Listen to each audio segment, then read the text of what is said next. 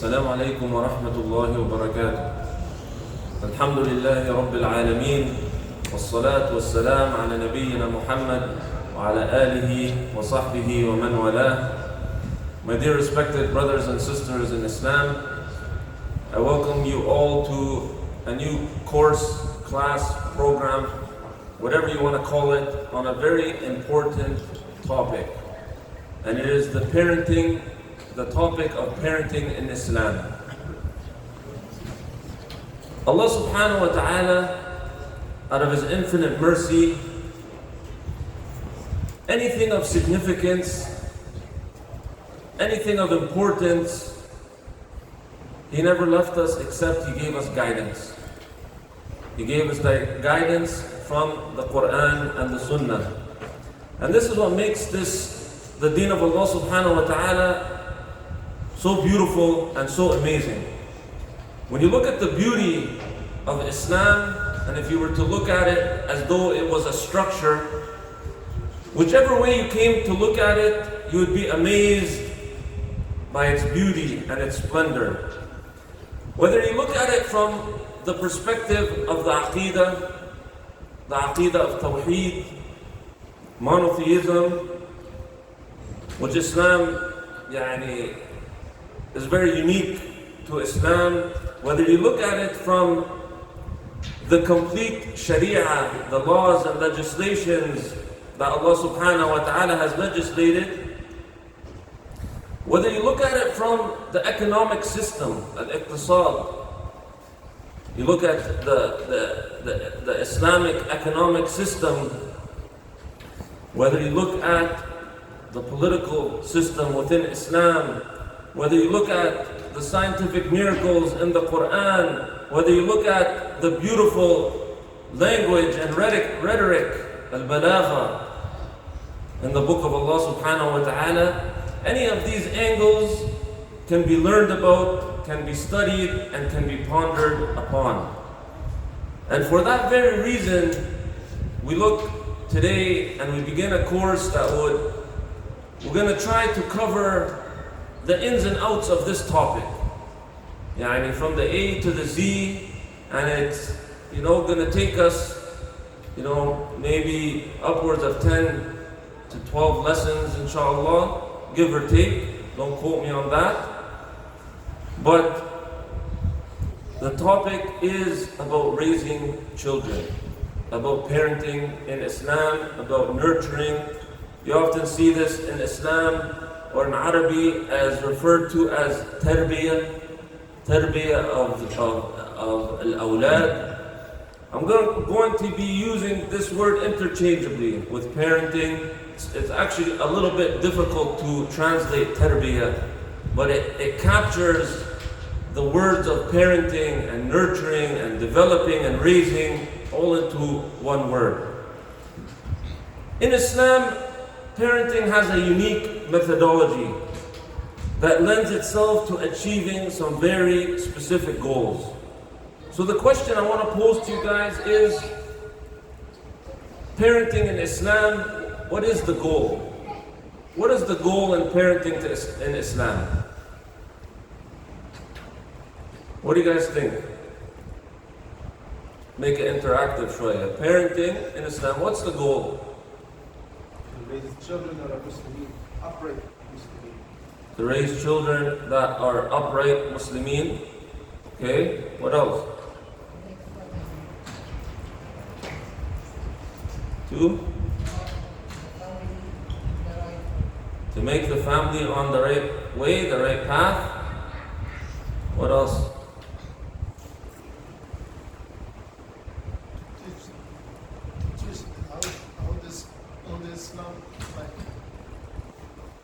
To teach them Islam. So everybody's smart enough to give answers related to Islam. Is that the only goal? Is there anything wrong with raising children who are do well in the dunya? Anything wrong with this? Nothing wrong with this, right? So I would say the first important goal is actually to save our children, to save our offspring from the hellfire. This is the goal for ourselves, to be admitted to Jannah and to save ourselves from hellfire. And this is ultimately our goal in raising our children. Secondly, we want to raise righteous offspring, dhurriya salihah, who work for their deen and their dunya. Okay, we want them to find joy and happiness fit darain, in the dunya and in the hereafter. But we want them to find this happiness through what? How are they going to find happiness? When I say find happiness in the dunya, what do I mean by that?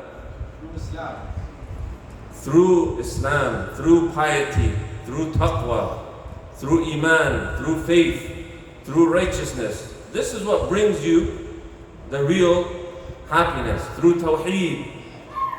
So Allah subhanahu wa ta'ala made this clear to us in the following verse. The Shaykh mentioned it and recited it in Salat al-Maghrib. يا أيها الذين آمنوا قوا أنفسكم وأهليكم نارا وقودها الناس والحجارة. O you who believe, protect yourselves and your families from hellfire.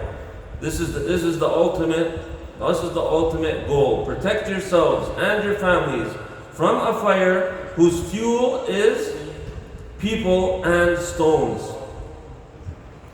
طيب. Regarding this verse, Ali ibn Abi Talib, he said, "Ku anfusakum wa ahlikum nara." He said, "Allimu anfusakum wa ahlikum al-khayr wa addibuhum." So teach yourselves and your family all that is good. All that is good. And discipline them upon that. Discipline upon them upon that.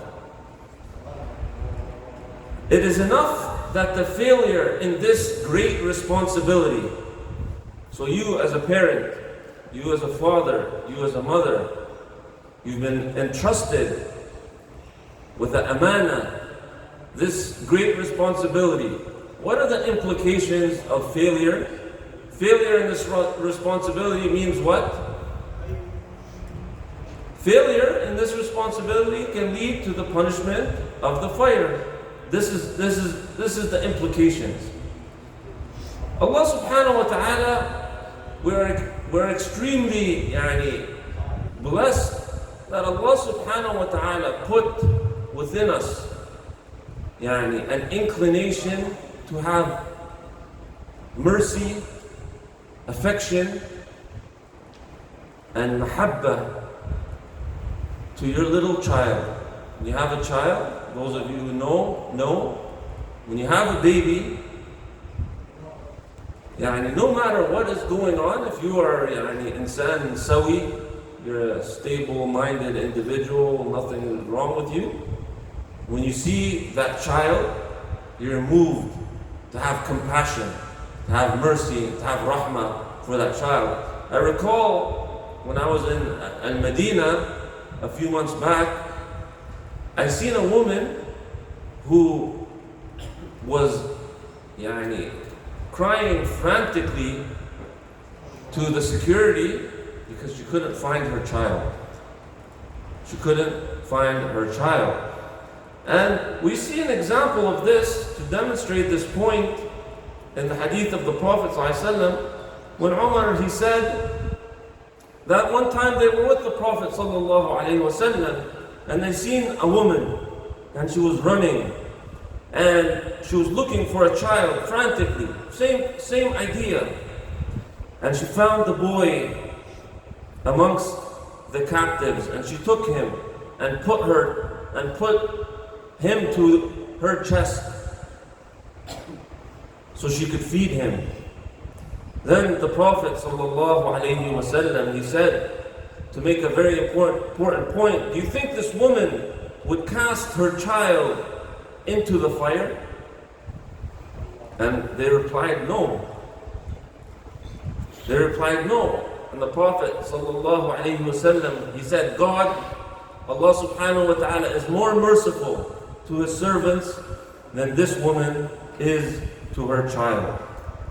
So, within us, we have built within us this mercy and this rahmah. Allah subhanahu wa ta'ala has ensured this within the hearts of sound parents.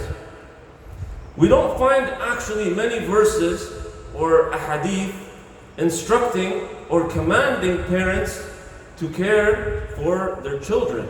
It's not as emphasized. There are some, but it's not as emphasized.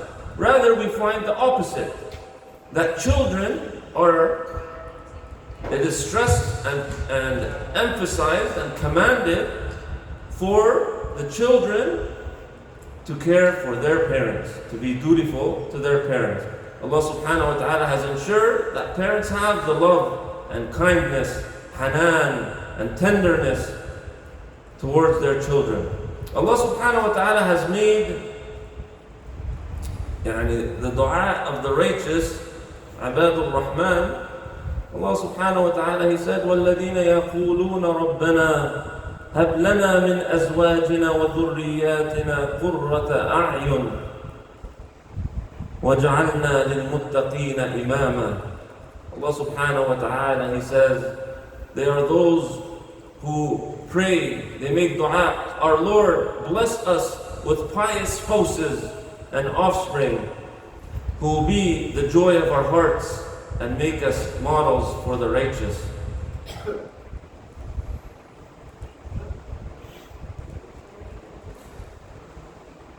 The Prophet ﷺ, in his final sermon in Hajjat al-Wada', he said, أَلَا لَا يَجْنِي جَانٍ إِلَّا عَلَى نَفْسِهِ لَا يَجْنِي وَالِدٌ عَلَى وَلَدِهِ وَلَا مَوْلُودٌ عَلَى وَالِدِهِ. Translation is that the Prophet ﷺ, he said during the farewell pilgrimage, no criminal commits a crime, but he brings the punishment for that upon himself. No father can bring punishment upon his son by his crime, and no son can bring punishment upon his father. So the meaning here is in كل إنسان يحمل أوزار نفسه وجناياتها في الدنيا والآخرة ولا يحملها عنه غيره. Basically, to put it in simple language, every man for himself. When it comes to your crimes, you carry the consequences of your own deeds.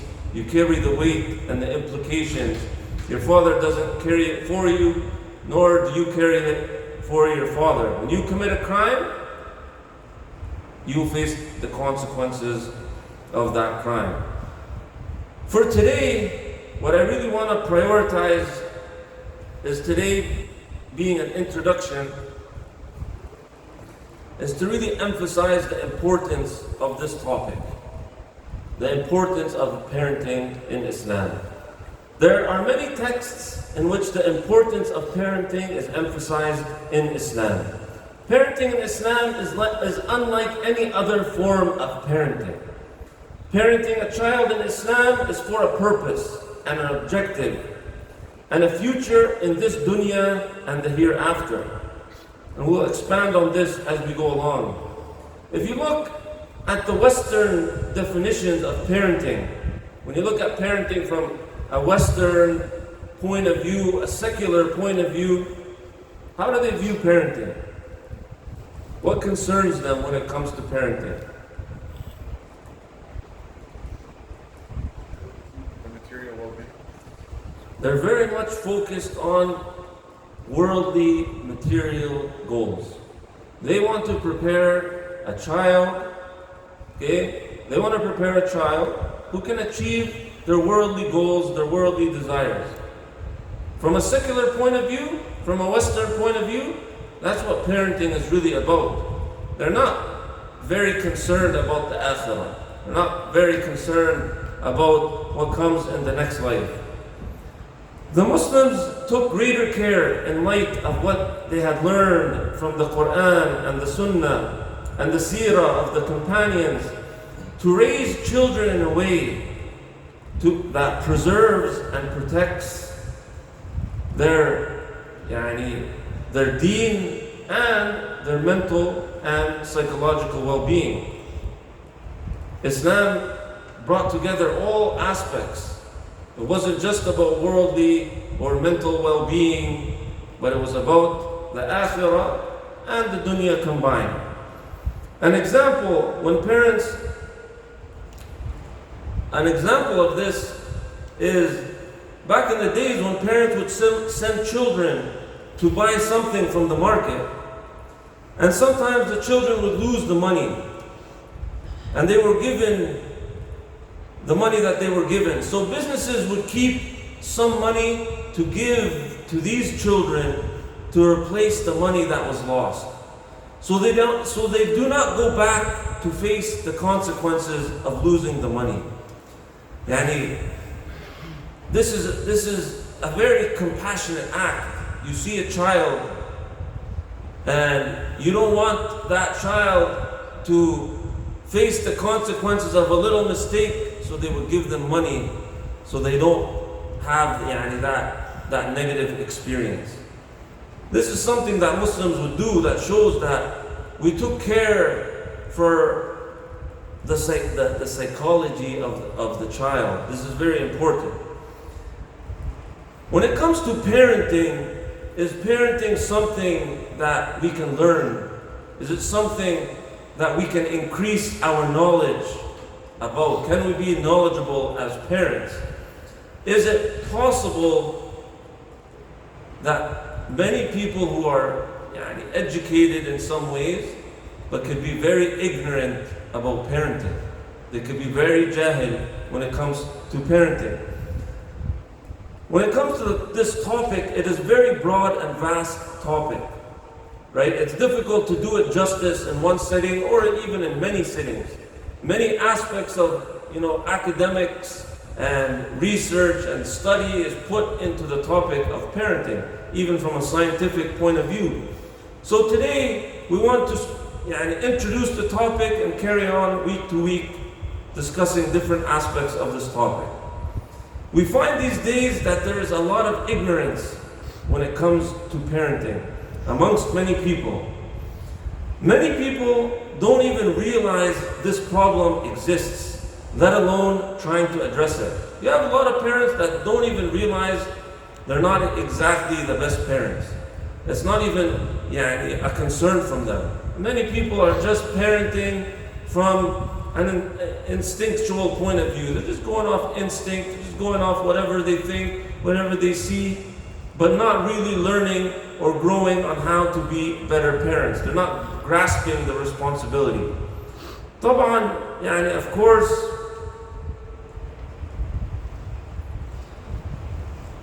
the ignorance and illiteracy when it comes to parenting can lead to raising a misguided child, a misguided family, a misguided generation, and one that is psychologically damaged. People can actually mean well as a parent. He loves his kid, he wants his child to do well, but the types of parenting strategies that they utilize and implement are actually damaging. They're actually harming the child and not benefiting them whatsoever. And this problem can even inflict people who are highly educated. Don't think, you can have somebody who's a professor, who's well learned, who's an academic, and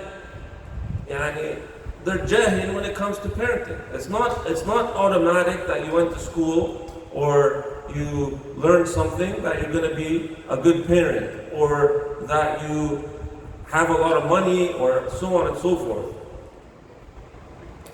It's not always obvious the ignorance of parenting to the parent itself, but the effects can be seen later on in the children they raise. So immediately some things can seem okay. It might not be so obvious right away. And it takes somebody who's attuned. They're really, as a parent, paying attention what is happening. But those flaws, those shortcomings, the ignorance in the parenting process will really come to show itself later on. And usually, later on, it becomes difficult to treat and difficult to address. You can find someone who is good as a parent even though he is poor and he's uneducated. He didn't go to college, he didn't go to university, but you can find him who is smart and wise as a parent and would raise upright children, and the opposite is also true. Our goal in these lectures is to emphasize the importance of erasing the ignorance of poor parenting. We want to eliminate this. We want people to understand that it's important to be knowledgeable as a parent on how to do well and grow and raise righteous children. One of the challenges is that parents,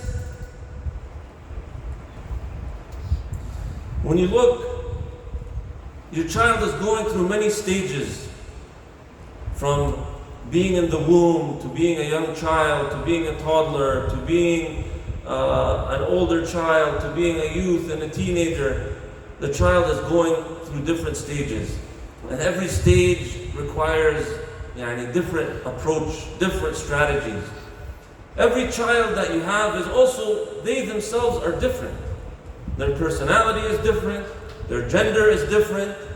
What may work with one child may not work with another child. So this fluid and dynamic situation makes parenting challenging. It's not very simple to be excel at parenting. When you're dealing with the youth, it's not the same as dealing with young children. As we mentioned, dealing with males may not be the same as dealing with females. So, increasing our awareness and our ability to be agile as parents, to be able to adapt to various situations, to various problems, this is very important. Of course, we're looking, and our main reference here is the Quran and the Sunnah. This is obviously sufficient for us, and the seerah of the companions. Within it is all that we need that would reform us and make us the best that we need to be.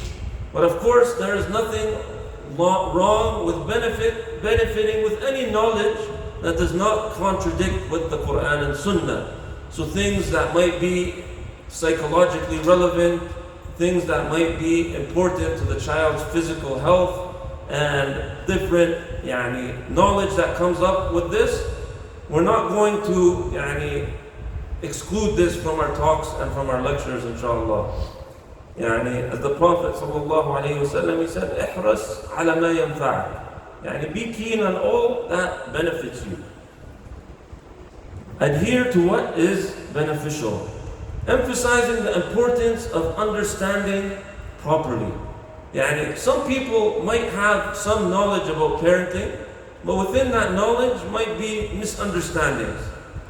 So we want to develop the correct understanding. And as we go, hopefully we will have detailed discussions that make things more clearly. The two most important groups in the society is what we're focusing on in this topic, which is the children and the youth.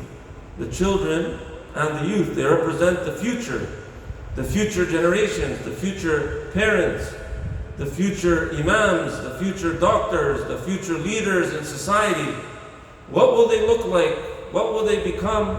It will really be, have to do with how these children are parented. How are they raised? How are they developed? And these groups are the most receptive to tarbiyah.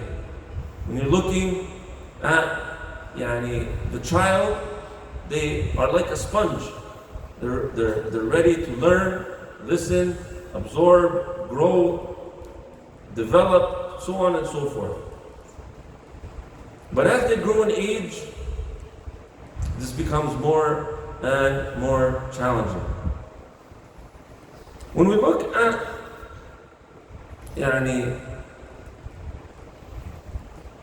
for some people, let's break down some of the approaches people have when it comes to parenting.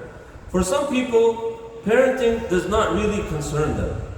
They just focus mainly on the physical development of the child. The child is now talking, the child is now eating, they're playing, they seem healthy. This is a lot of what some people focus on.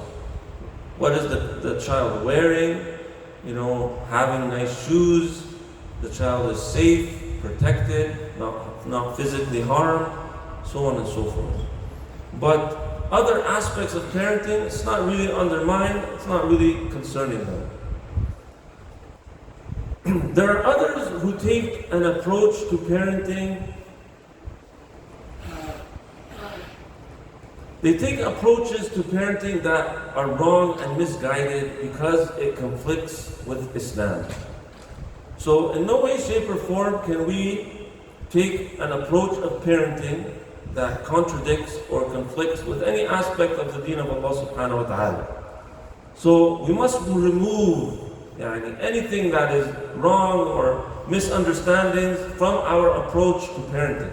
Anything that is not permissible, conflicting, contradictory with Islam, we must erase it from how we parent our children. For some people, like we mentioned, they don't view parenting as something to get better at. They're not really evaluating, how am I doing as a parent? Are the approaches, are my manners, are the way I'm treating my children, are they effective or not? It's not really on their mind. They're not trying to get better. It's just something instinctual that they just do, that they learn from their parents. How did their parents parent? And they just do what the other people around them do. They just do whatever they see, whatever they think.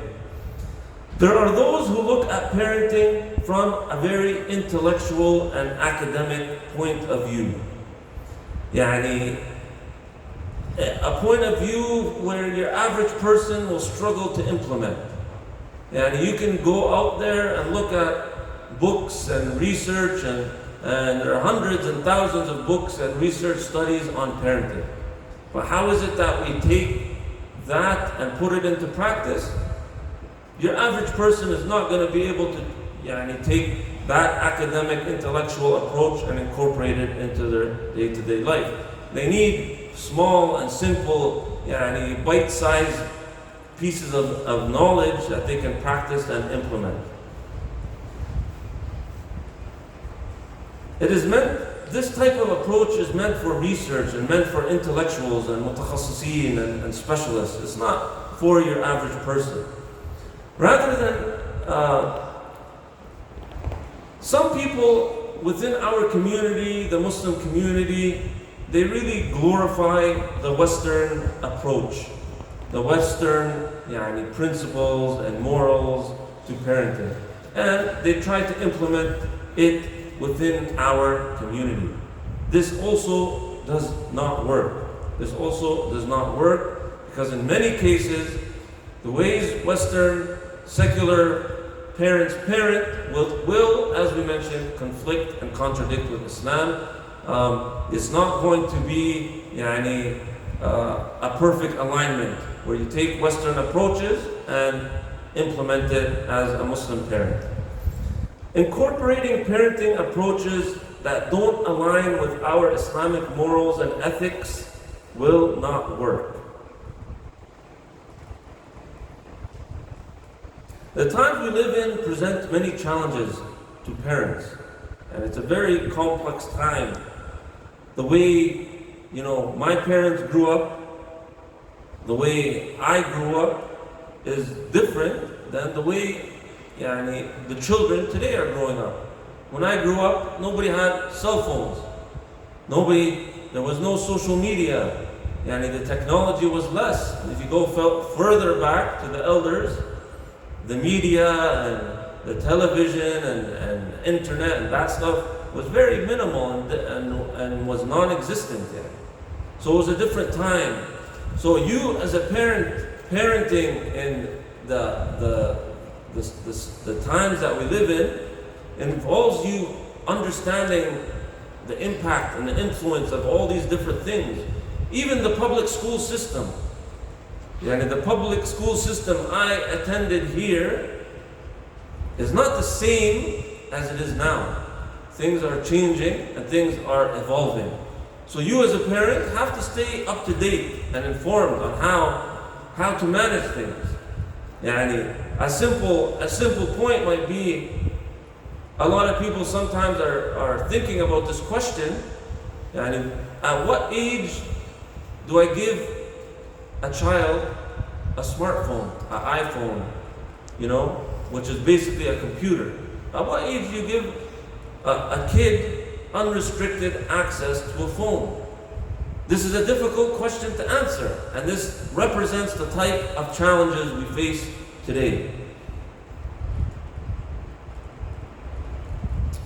You might go to lectures and classes like this, or conferences or seminars that talk about topics that may or may not be relevant to the majority of the people.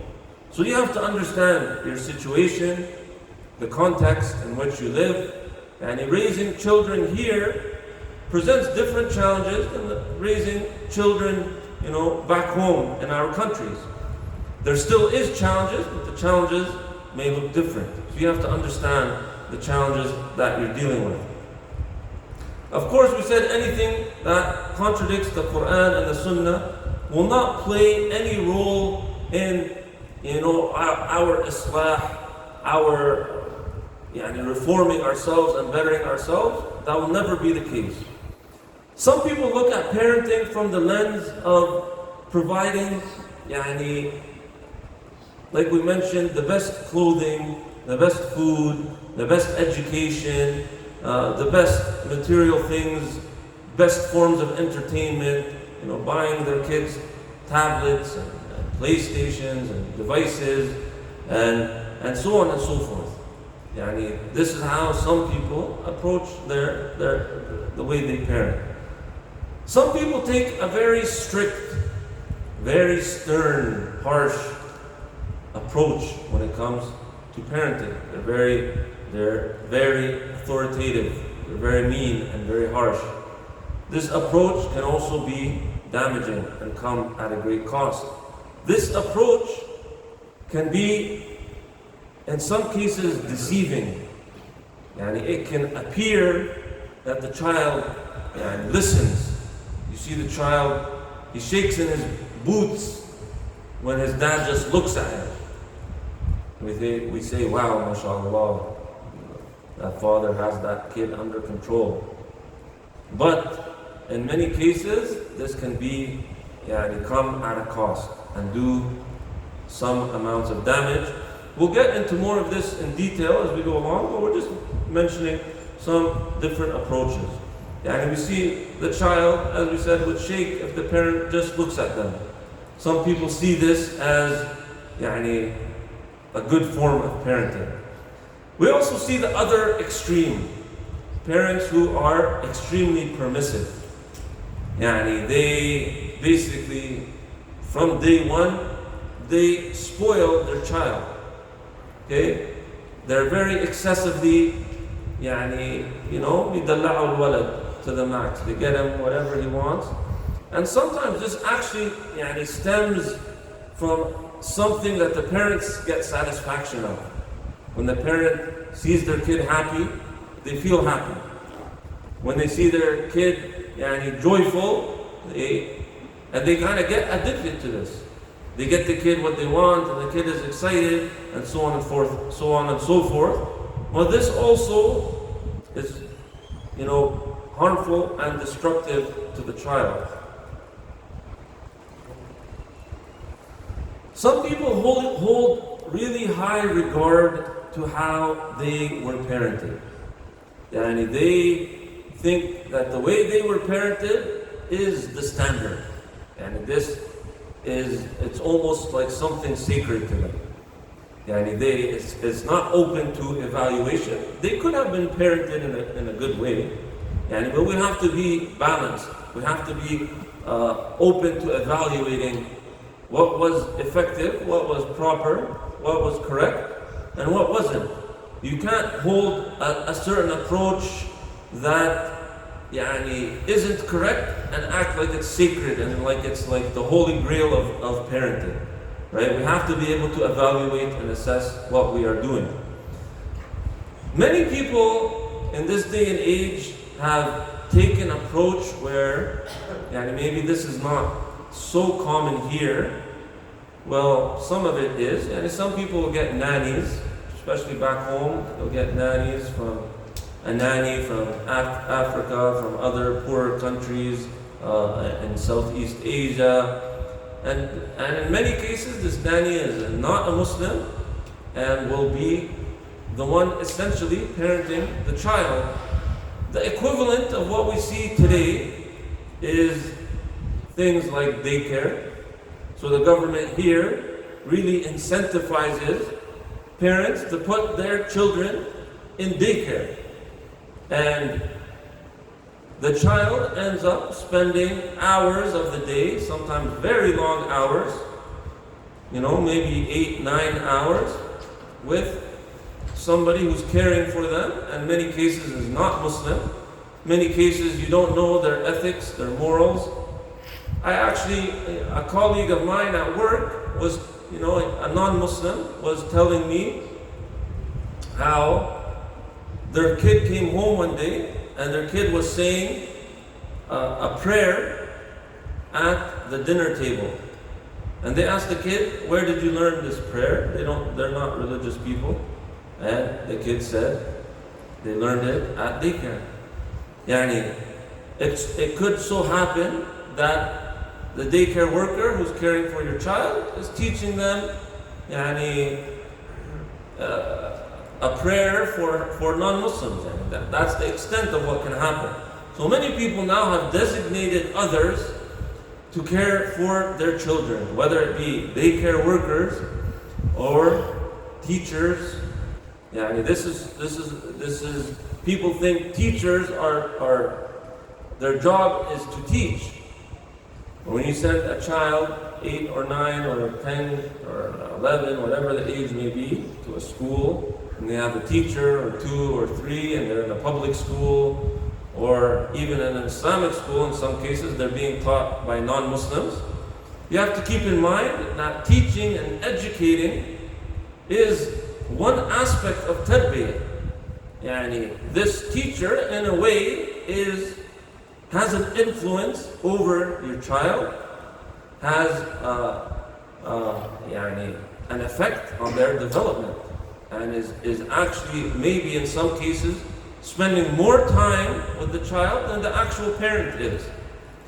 We need to understand that parenting, tarbiyah, is an ongoing, continuous process. It's all throughout the day and night. You don't come as a parent and say, Ta'ala Habibi, let's sit for an hour and do some parenting. This is not parenting. Nobody does this. Parenting, everything you say and do with your child is a form of parenting. It's part of the parenting process. How you conduct yourself, the way you speak, the instructions that you give your child, the way you spend your time, the way you teach them. All this is part of the parenting process. So you have to keep in mind who's spending time with your child.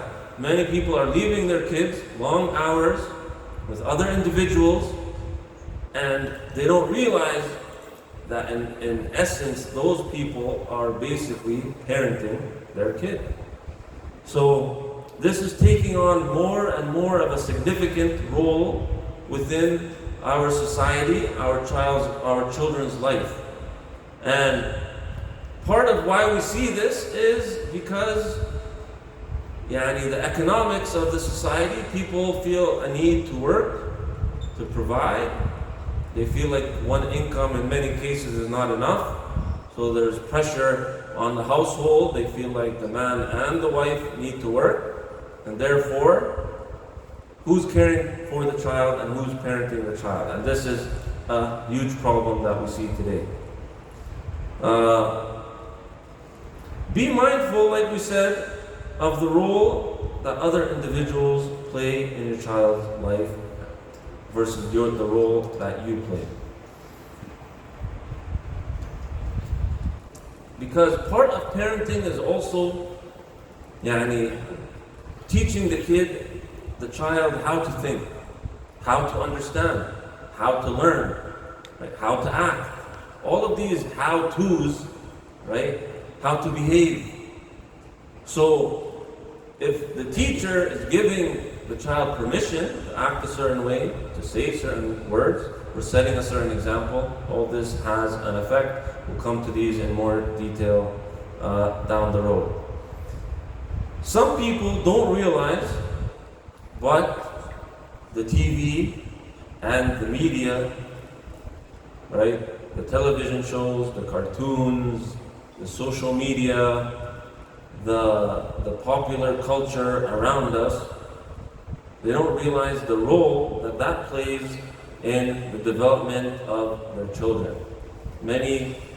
Back in my day, TV was the only main thing, and many parents would put their children in front of TVs for hours. But now, the devices have expanded.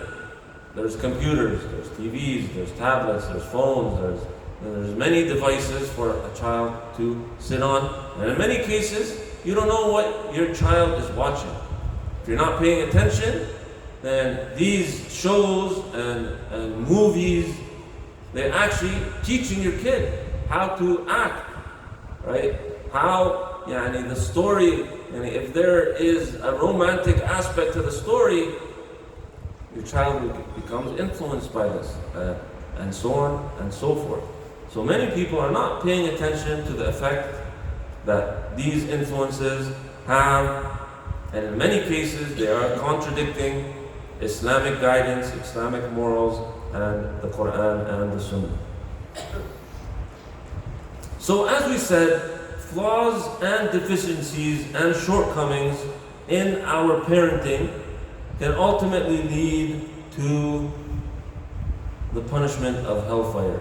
So the stakes are high. As we mentioned in the verse, يَا أَيُّهَا الَّذِينَ آمَنُوا قُوا أَنفُسَكُمْ وَأَهْلِيكُمْ نَارًا. Protect yourselves, your families, your children from the hellfire.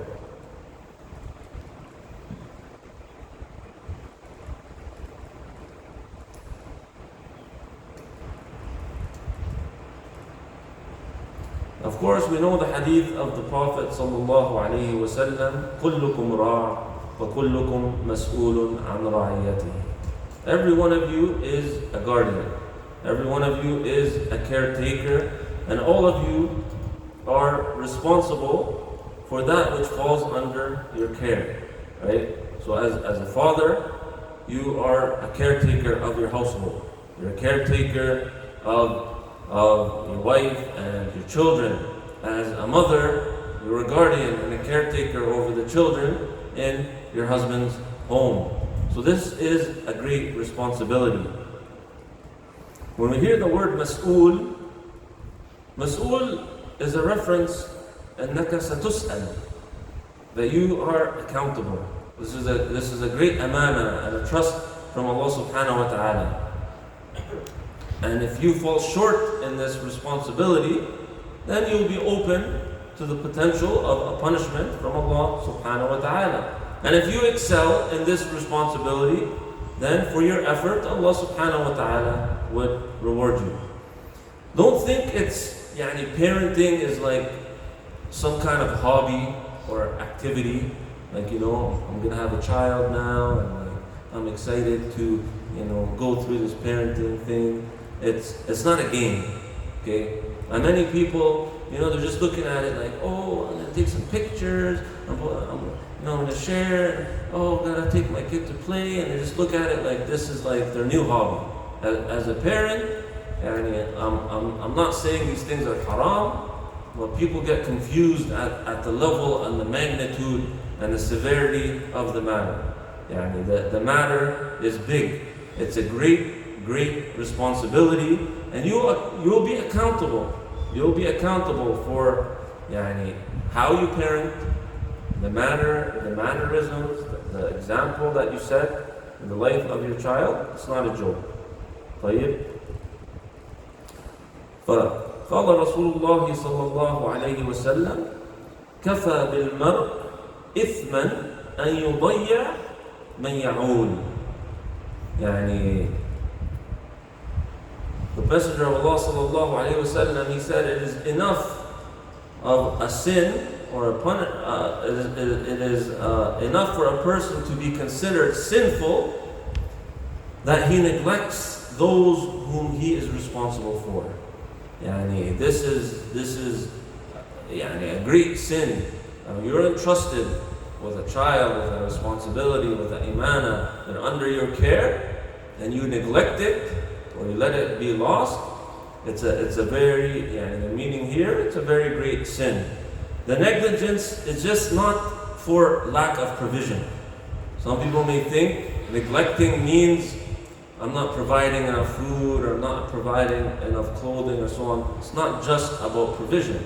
The neglecting is all the comprehensive aspects that you are responsible for as a parent.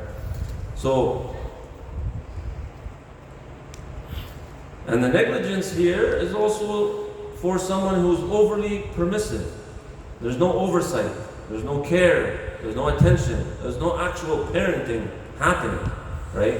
Some people, they call it passive parenting essentially, but passive parenting is basically not parenting. And you're not really fulfilling your role as a parent. You're absent. You're absent as a parent.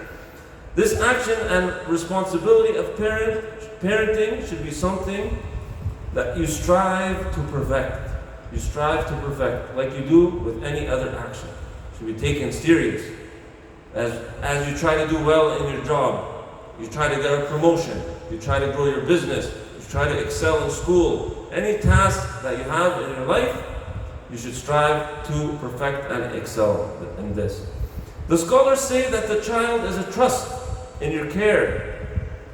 And he starts out essentially as a clean slate. The child, he starts out al fitra. The slate is open to any sort of carving.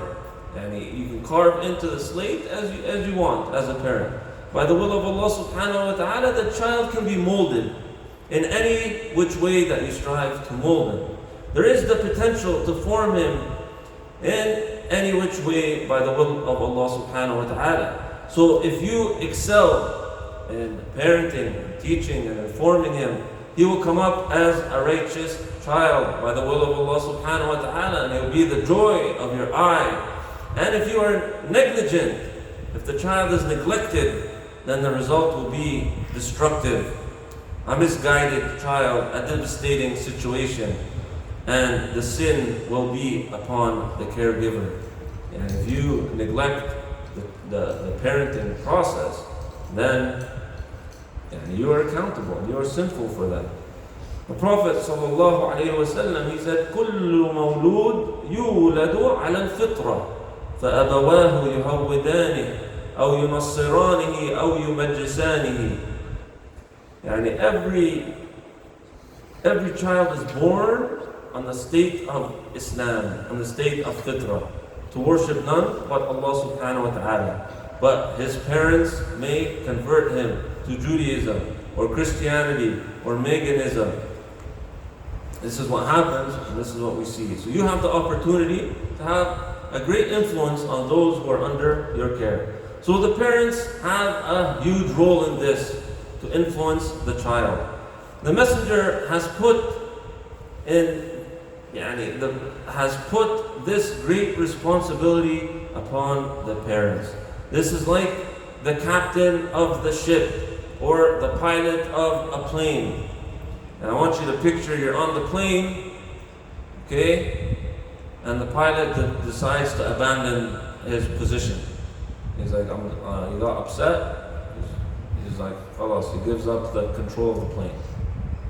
Obviously, this is going to be disastrous, right? The pilot is entrusted with the care of the passengers of the flight, and if he's to abandon or neglect his responsibility, this has catastrophic implications. And such is the case with the parent. The outcome would be devastating if the parent neglects their responsibilities. And then similar metaphors are used. The way we can use the metaphor of a farmer, the way the farmer has to care for the soil and nurture the soil and provide it what it needs for the proper environment, so in the end they can harvest the vegetation. These are simplistic examples, okay? They don't capture the full essence, but these are metaphors to help us understand the role and the responsibility you have as a parent. Some scholars say that the parent will be asked about the child before the children are asked about the parents on the Day of Judgment. As the parents have rights over the children, so do the children have rights over the parents. Okay? Allah subhanahu wa ta'ala, He says, وَوَصَّيْنَا الْإِنسَانَ بِوَالِدَيْهِ حُسْنًا. So Allah subhanahu wa ta'ala has commanded people to honor their parents. And there are many verses like this in the Quran. Prophet sallallahu alayhi wa sallam also, he said, اعدلوا بين أولادكم. Important, the child has rights. You have to be just. You have to give the child their rights and not be unjust to the child. Allah subhanahu wa ta'ala, He says, يُوصِيكُمُ اللَّهُ فِي أَوْلَادِكُمْ. Allah subhanahu wa ta'ala, He says, He commands you regarding your children. Allah subhanahu wa ta'ala is commanding us that we have to care for our children. And then Allah subhanahu wa ta'ala, He says, وَلَا تَقْتُلُوا أَوْلَادَكُمْ خَشْيَةَ إِمْلَاقٍ. Allah subhanahu wa ta'ala, He says, and do not kill your children for fear of poverty. So this is the verse where they use as evidence. So here, before the child is ever accountable, right, the parent is commanded not to harm, not to kill the children. And this is prescribed before the child is accountable or commanded or expected to be dutiful to his parents. The parent is commanded to care for the child to begin with. So the child has sanctity and rights from day one. Don't think as a parent you have free reign. You think you're the owner of the child and you're going to abuse that authority. There are rights, there are morals and ethics to how you parent.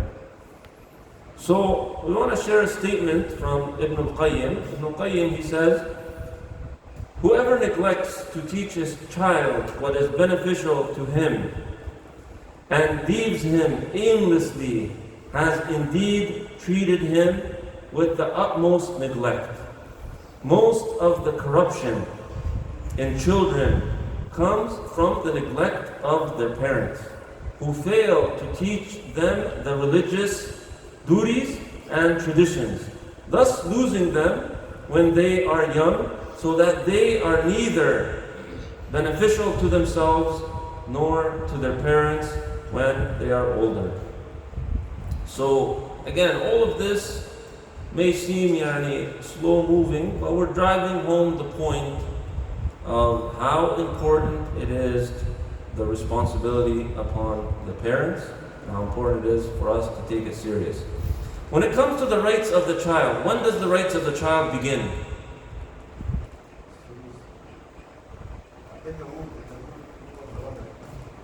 In the womb?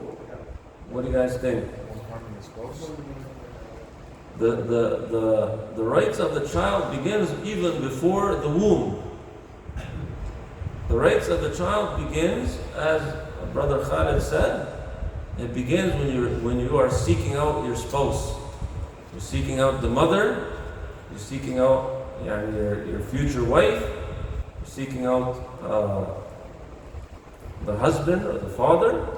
This is when the rights begin, because you have an obligation to pick a suitable mother, a suitable father, a suitable wife, a suitable father. As the Prophet ﷺ, he said, فَاظْفَرْ بِذَاتِ الدِّينِ, yani grasp on to the ones who has deen.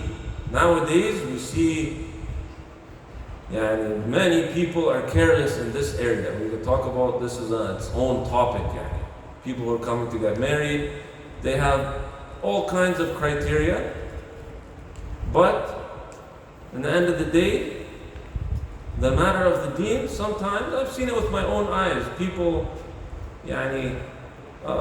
proposing to somebody and meeting the families, and they do kat biktab, and no step in that process do they even pay attention. Does this person pray? Does this person cover their awra and wear hijab? Does this person value the deen? It's not even under consideration. But this is a huge disaster, because your future children, you owe it to them to pick the right spouse for them, the right mother or father for them. So this starts earlier than people think. Many people think, like the brother said, in the womb or the rights. Some people don't even realize from the womb. They treat the womb and the early years as though the child has no feeling, as though the child is just like a piece of meat. Doesn't really matter what they do. But even from a scientific and psychological perspective, the time in the womb, the time in the early years, the first 5 years, play a huge role in the shaping of the personality and the character of the child. This is a foundational time, and it's an important time. So these first 5 years of the child's life play a huge role in their development, their personality, their shakhsiyah, and so on and so forth. Many people treat these early years as though they don't matter, as though they are nothing, and this is incorrect. Many parents during this time period are parenting, like we said, very passively, very carelessly. They don't really take into consideration what does the child need during this time, which essentially means, like we said, they're not really parenting. And this can have harmful and negative effects. It's not correct to think that the parenting starts when the child is able to comprehend. Some people think, once a kid can talk and they're more mature and they can understand, now I'm going to start teaching them stuff. No, this is incorrect. Even the other day, my 2-year-old son, is he 2 years old? Not even 2 years old. He's like 1.5, and I'm hearing him say, shut up. Can you believe that? A young child, very young, you're not paying attention, he's paying attention to everything. He's a sponge. Whatever the siblings are saying, whatever is happening, but this can have a huge effect. So from the rights of the child is choosing the right father, the right mother. This is extremely important. This is very important to choose the one who has deen. This is what you want to ensure. You could be flexible with other things. Do not dare be flexible and marry off your child to someone who does not have deen. This has catastrophic consequences, because essentially in this marriage, you're establishing this very important institution. And this institution is, it's like a fortress. You want to give it a different name, we can call it a fortress. And this home of yours you're the CEO, you're the president. You want to hire the right people, you want to get the right start to this whole process of starting a family. So it's all about incorporating righteous individuals in the home. We mentioned that hadith. Talk briefly about the early years. The child in these early years is in need of love, affection. This is something they continuously need. You won't go into details, but if you look at children and you look at the wisdom behind the breastfeeding and the child being nurtured and being held close to the mother and feeling the warmth and the compassion and the affection, it's not the same if the child was like, you see studies of children who were in orphanages, who were left in cribs, who were never held and fed, in not in affectionate ways. This has, very problematic outcomes. So the child in this stage of life is in need of hanan and rahmah and affection. And this is something that the mother is well suited to provide. This plays an important role in their psychological development.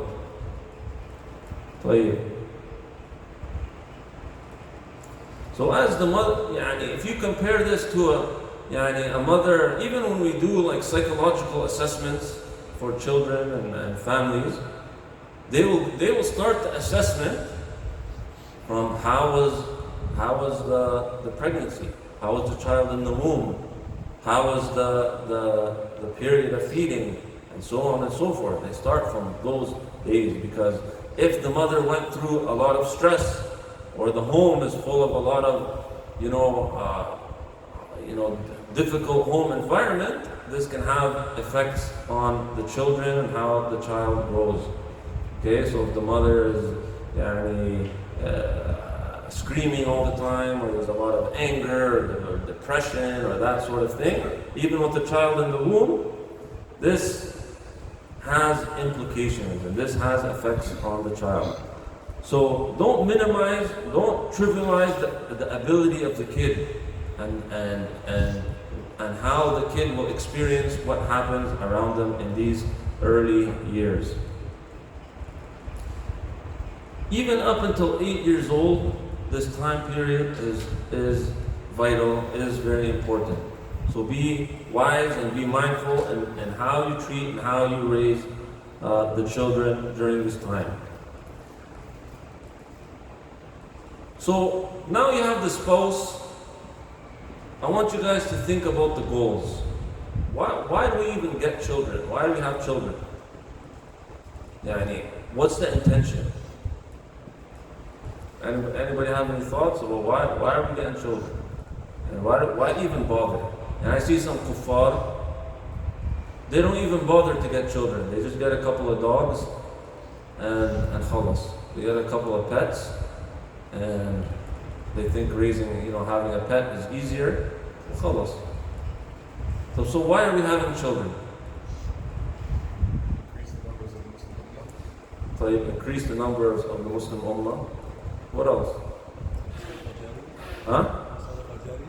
Sadaqa Jariyah. Yeah, I like that answer.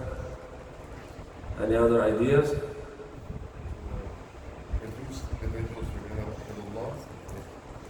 To raise children that will believe in Allah subhanahu wa ta'ala and be upright Muslims. Let's look at some reasons why that are kind of mistakes to think about why we get children. And the answer I'm looking for is still not fully answered, but we'll come to it. So some people of course, anybody who has raised children, some of you young guys here might not know, and I personally myself didn't really realize the challenge and the hardship that comes with raising children until I had children myself. And those who are older and have raised children and the children have grown up and now are adults, they can definitely speak to that process, the difficulty and the hardship that they endured during the process of parenting and raising children. Some people have children because they think that, one day these children will take over the family business, these children will take care of us when we're older. So they look at it from this point of view. It's like some insurance policy for them in old age. But in reality, this may not turn out to be the case. This is not really should be a primary reason to have children, and there are many reasons why the child may not end up being able to care for you. They might not even live that long or make it to old age. So in the end, you put all that effort, and the result or the outcome you were hoping for doesn't really happen. طيب.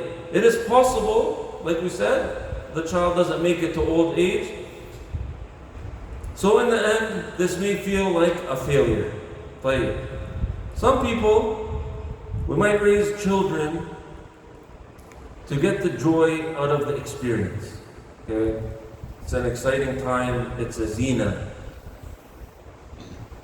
Allah subhanahu wa ta'ala, He said, Al-malu wal-banun zinatul hayat al-dunya. It's a zina, it's an adornment. Right? Some people are excited to have a child because that stage of their life, they're now in their 20s, they want to have a child, it's going to be a great time, it's going to be more meaningful. Is this the primary reason to have a child?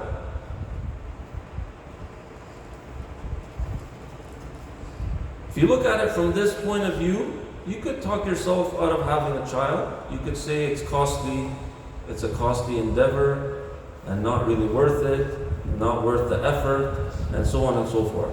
Some people may get children. Some people, they're in a relationship, their marriage is kind of on the verge of divorce. So they're like, let's get a child to keep this marriage together. That's a pretty ta'ban reason, but could be a reason that some people deploy. Okay, but in the end, that can lead to a poor outcome because they may still get divorced, and the child tends to put a stressor on the marriage, and so on and so forth. So at the heart of it, we must view having children and raising them as a what? This parenting process, you should view it as a what? An amana, but as what else? A responsibility, a broader term. Why are you doing it? Why are you parenting? Why? For the sake of what? For the sake of Allah subhanahu wa ta'ala. You must view this effort you are putting as a ibadah. You are doing an act of worship. You are engaging in something that, like we said, is an imana, is a responsibility, and is an obedience to Allah subhanahu wa ta'ala. Okay? Like the brother said, you view it as the brother said sadaqa jariyah. Okay? Tijara lan tabur. An investment that will never lose. How will it never lose? If you make your intention that every effort you put with your child to raise them, to teach them, to talk to them, to get up at night and care for them, to change their diaper. Imagine you're changing the diaper of a little baby. Why are you doing it? Do you want ajr? Do you want reward? Do you want hasanat out of it? The act of having children and parenting them is a rewarded deed. Okay, it's something. Put this in the forefront of your mind. Allah subhanahu wa ta'ala always gives us the incentive. You do the khair, you do the good, Allah subhanahu wa ta'ala rewards you. You put the effort, you have the patience to endure the hardships and the challenges of raising children and watching them and teaching them and everything that comes with it, then this effort will elevate you in rank. So no matter what happens in the end, whatever the outcome is, do you control the outcome of the child? You could be the best parent. What happened with Nuh alayhi salam? What happened with his son? He disbelieved. And he called for him to jump onto the ship, and he opted not to. You could be, look, Nuh alayhi salam, a prophet of Allah, one of the greatest ulil azm. But yet his son, the outcome was not the outcome that he would prefer. You don't control the outcome. The outcome is in the hands of Allah subhanahu wa ta'ala. But what you are responsible for is to strive, is to put the best effort forward. You as the parent, this should give you the motivation to strive and ask for the reward from Allah subhanahu wa ta'ala for all of your efforts. قال رسول الله صلى الله عليه وسلم, Prophet صلى الله عليه وسلم, he said, I'll read the translation. Prophet ﷺ said, of a dinar you spend as a contribution in the path of Allah, or to set free a slave, or as a sadaqah given to a poor man, or a support of your family, the one spent in support of your family produces the greatest reward. And this is when it comes specifically to money, and you're spending on your family, you're giving, you're working, and you're providing. This is the one that is rewarded the most.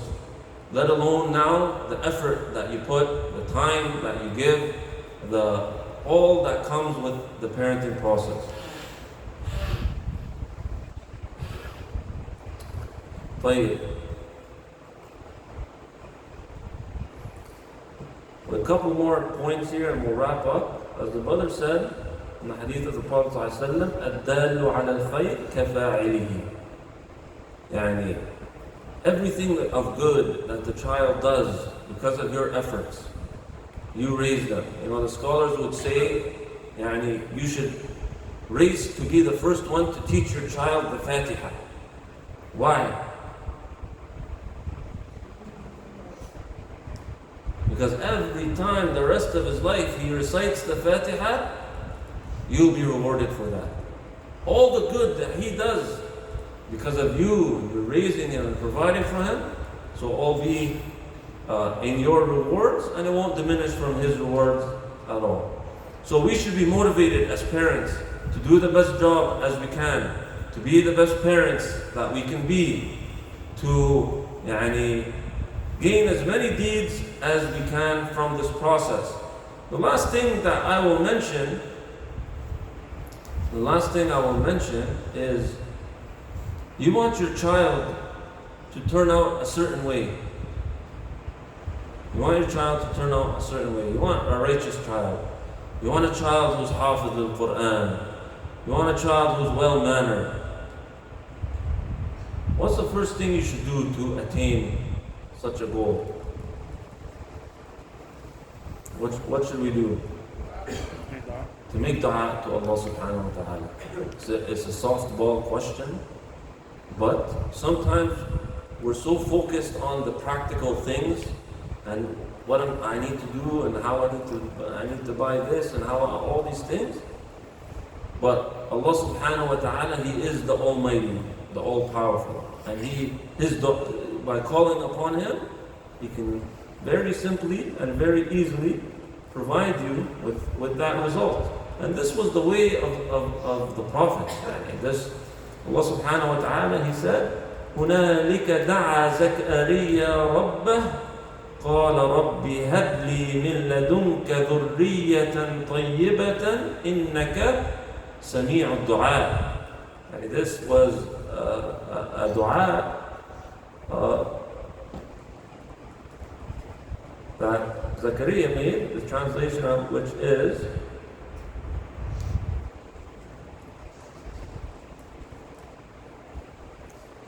sorry, one second, I lost it. Then and there, Zakaria prayed to his Lord, saying, my Lord, grant me, by your grace, righteous offspring. You are certainly the hearer of all prayers. So Allah subhanahu wa ta'ala is almighty and capable of providing you. So with that, we will pause there. We will resume next week. Bear in mind that in the weeks to come, the class time may change. So stay tuned to social media and Telegram and WhatsApp. And with that, we'll say sallallahu ala Muhammad wa ala alihi wa sahbihi Alhamdulillahi Rabbil Alameen.